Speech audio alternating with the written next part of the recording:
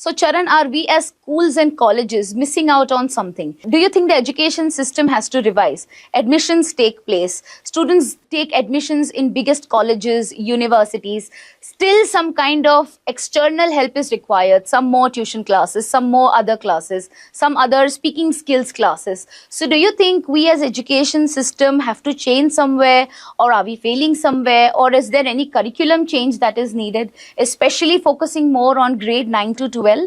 So, to be honest, Bansari, it's like I tell you, there's no need of any change in systems first. First of all, the biggest problem in today's schools or colleges is personalization at scale is the challenge.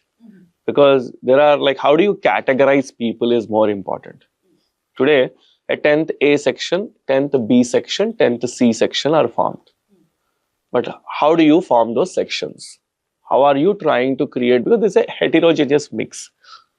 The basic problem today is one size fits all. We are not personalizing the learning. And at scale, it is very tough because the cost of learning will increase.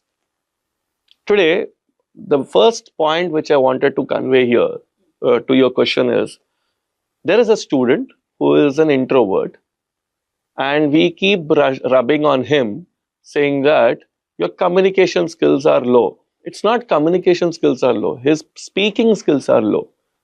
Right. His listening is fine. His writing is fine. His reading is fine. Communication skills means it's a combination of all four. Yes. We feel if he's not speaking, his communication skills are low. That is a standard statement which is made. But rather than that, if he is an introvert, how can we shape him into a good editor?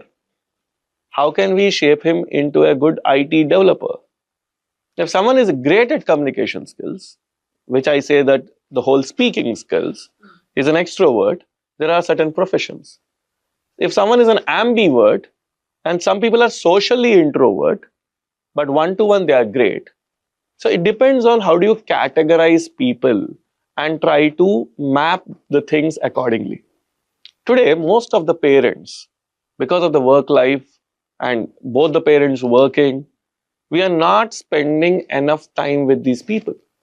When I say people, they are the kids, the gated communities, the type of people whom they are meeting. We don't know.